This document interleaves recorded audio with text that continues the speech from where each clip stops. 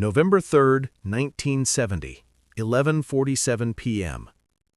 Nicky Barnes walked out of Small's Paradise on 135th Street and immediately knew something was wrong. The street was too quiet. 3 cars that should have been there were gone, and standing across the street pretending to read a newspaper at midnight was a man Nicky had never seen before. But he recognized the type, the cheap suit, the nervous energy, the way his right hand stayed inside his jacket pocket. This was a hitter, and he was waiting for Nicky. What Nicky didn't know, what he wouldn't discover until 3 hours later, was that this wasn't just some random street beef. This hit had been ordered by Frank Lucas himself, the same Frank Lucas who'd been Nicky's business partner 6 months ago. The same Frank Lucas whose blue magic heroin Nicky had been distributing across Harlem. The same Frank Lucas who just discovered that Nicky Barnes had been cutting his product, diluting it, and keeping the extra profit.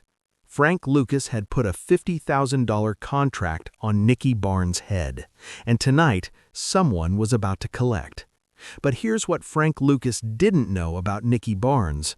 Nicky had survived worse. He'd been shot at, stabbed, arrested, and betrayed more times than most men could count. And he had a rule that had kept him alive for 15 years in the deadliest business in America. Trust your instincts. Always. That instinct was screaming at him right now. So instead of walking to his car like the hitter expected, Nicky did something that saved his life. He walked back inside Small's Paradise. To understand why Frank Lucas wanted Nicky Barnes dead, you need to understand how they became partners in the first place. January 1970, 8 months earlier.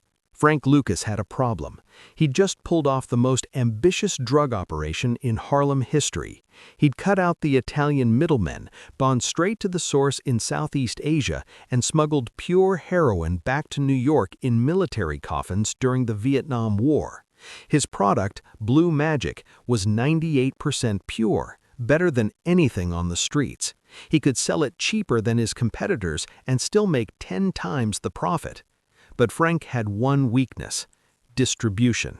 He needed someone who controlled the streets, someone with a network, someone the fiends trusted. He needed Nicky Barnes. Nicky, at that time, was the biggest independent dealer in Harlem. He didn't work for the Italians. He answered to no one. He had 7 crews working under him, each controlling different territories. When Frank approached him with a proposal, Nicky saw an opportunity. "I'll distribute your Blue Magic, but I want 40% of the profit." Frank laughed. "Nobody gets 40%. Then nobody gets your product on my corners." They settled on 30%, and for 6 months, the partnership made them both rich beyond imagination. Frank was bringing in pure heroin. Nicky was moving it faster than Frank could supply it. They were grossing close to $1 million a day. But Nicky Barnes got greedy. See, Frank's Blue Magic was 98% pure. That meant Nicky could cut it, add lactose, quinine, whatever, and stretch 1 kilo into 2, maybe 3. Frank would never know. The customers would never know. The product would still be better than anything else on the street. So Nicky started cutting. At first, just a little, 10%, then 20%, then 30%. He'd buy 1 kilo from Frank for $50,000, cut it into 2 kilos, sell both, keep 100% profit on the second kilo. For 3 months, Nicky made an extra $2 million that Frank didn't know about, until Frank's cousin bought a bag on the street and tested it. October 1970. Frank Lucas sat in his Harlem office looking at a chemistry report that told him everything he needed to know. The Blue Magic being sold on 116th Street was only 65% pure. Someone was cutting his product, and there was only one person who could be doing it. Frank picked up the phone and called Nicky Barnes. "We need to talk." October 15th, 1970, 2 p.m. Nicky walked into Frank's office knowing exactly why he'd been called. Frank didn't waste time. "You've been cutting my product." Nicky didn't deny it. No point. Frank had proof. Business decision, Nicky said calmly. Your blue magic is so pure I can cut it and it's still better than anything else out there. Customers are happy, I'm making money, you're still making money. Everybody wins. Except me, Frank said, because you're destroying my brand. I build blue magic on purity, on being the best, and you're turning it into the same garbage everyone else sells. Your brand? Nicky leaned forward. Frank, let me explain something to you. Your product doesn't move itself. I move it. My people, my corners, my reputation. Without me, you're just another supplier with a suitcase full of dope and nowhere to sell it. I can find other distributors. Good luck, Nicky stood up, because every dealer in Harlem knows that if they work with you, they're working against me, and nobody wants that problem. Frank stared at him for a long moment. You think you're untouchable, don't you? I think I'm valuable, Nicky corrected. There's a difference. You're right, there is a difference. Frank's voice dropped lower, because valuable people are worth keeping alive, and people who steal from me aren't. Nicky stopped at the door. Is that a threat, Frank? It's a fact. Nicky walked out, and that was the moment Frank Lucas decided Nicky Barnes had to die. But here's what Frank didn't understand about Nicky Barnes. Nicky had been threatened by better men than Frank Lucas. He'd been threatened by Italian mobsters who'd been in the game for 40 years. He'd been threatened by cops with badges and guns in the full force of the law behind them. And he'd outlived or outsmarted every single one of them.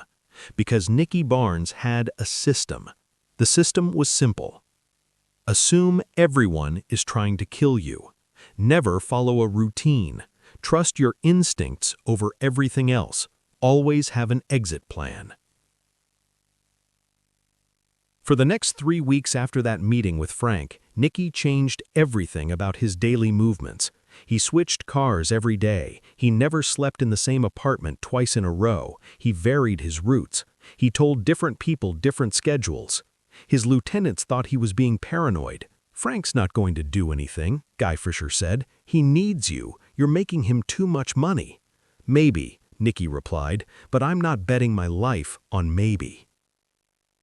And on November 3rd, 1970, that paranoia saved Nicky's life. November 3rd, 1970, 11:47 p.m. Nicky Barnes stood inside Small's Paradise, watching through the window as the man with the newspaper waited across the street. He pulled aside Ike Bynum, one of his security guys. See that man across the street? Ike looked. Yeah, he's waiting for me. When I walk out to my car, he's going to try to kill me. You sure? I'm alive because I'm sure. Nicky handed Ike his car keys. I want you to walk out first. Get in my car, drive it around the block, see what happens. You want me to be bait? I want you to be careful. Don't walk straight to the car. Move like you're me, confident, not looking around. If someone's going to make a move, they'll make it when you reach for the door. Ike took the keys. 5 minutes later, Ike walked out of Small's Paradise wearing Nicky's leather jacket and fedora. From across the street, in the dark, with just the streetlights, he could pass for Nicky Barnes. The man with the newspaper folded it up, started walking. Ike made it to the car, reached for the door handle. The man was 20 feet away now, hand inside his jacket. Nicky watched from the window, ready to shout a warning, but then something unexpected happened. A police car turned the corner. Just routine patrol. Wrong place, wrong time. Or right place, right time, depending on your perspective. The man with his hand in his jacket froze, turned around, walked away quickly. Ike got in the car and drove off. The hit was blown. But Nicky Barnes wasn't satisfied with just surviving. He wanted to know who sent the hitter. He wanted proof it was Frank Lucas, and he wanted to send a message back. He spent the next 2 days asking questions, paying people, following leads. And on November 5th, one of his informants gave him a name. The hitter's name was Raymond Ray Collins, ex-military, had done contract work for several dealers, and 2 days before the hit, he'd been seen meeting with Frank Lucas's cousin. That was all the confirmation Nicky needed. Now he had a choice. Option 1, kill Frank Lucas, start a war that would tear Harlem apart and bring federal heat neither of them could survive. Option 2, let it go, prove he was the bigger man, but look weak and invite more attempts. Option 3, find a different kind of revenge. Nicky chose option 3. November 6, 1970, 3 a.m. Nicky Barnes made a phone call to someone he'd been avoiding for years. Dominic Dom Caruano, Lucchese family, the Italian connection that Frank Lucas had spent his entire career trying to avoid. Dom, it's Nicky Barnes. Dom, it's been a while. I have a business proposal. 3 days later, Nicky Barnes signed an exclusive distribution deal with the Lucchese family. He would no longer sell Frank Lucas's Blue Magic. Instead, he'd sell the Italian's product at a lower price, with better terms, and with the full protection of the most powerful crime family in New York. When Frank found out, he called Nicky. "You went to the Italians?" "You tried to kill me," Nicky replied calmly. "Did you think I was going to keep doing business with you? I gave you the best product in Harlem. And I gave you the best distribution network in Harlem. We're even. Now we're competitors. You're making a mistake." "No, Frank, you made the mistake. You tried to kill me and failed. That's the kind of mistake you don't recover from." Frank Lucas hung up. The war that followed lasted 3 years. Frank Lucas and Nicky Barnes became the two biggest rivals in Harlem's drug trade. They undercut each other's prices, they stole each other's corners, they recruited each other's dealers. But they never tried to kill each other again, because both men learned a lesson that night in November 1970. Frank learned Nicky Barnes was too smart, too careful, and too connected to be taken out easily. Nicky learned paranoia wasn't weakness. It was survival. In 1975, Frank Lucas was arrested by the DEA. He cooperated with the feds and spent the rest of his life in witness protection. In 1978, Nicky Barnes was convicted and sentenced to life in prison. He also became an informant and disappeared into witness protection. Both men died free but broken, Frank in 2019, Nicky in 2012. But on that night in November 1970, standing in Small's paradise watching a hitman walk away, Nicky Barnes proved something that defined the rest of his career. In this business, the smartest man survives. Not the toughest, not the richest, the smartest. Frank Lucas tried to kill Nicky Barnes because he thought Nicky was just another street dealer he could remove. But Nicky survived because he understood something Frank didn't. In Harlem, trust gets you killed. Paranoia keeps you alive. Here's the part of the story they don't tell you in the movies. Frank Lucas eventually admitted in an interview that trying to take out Nicky was the biggest mistake of his career. Not because it failed, though it did, but because it turned Nicky into an enemy he didn't need. An enemy who was smarter, more disciplined, and more ruthless than Frank ever gave him credit for.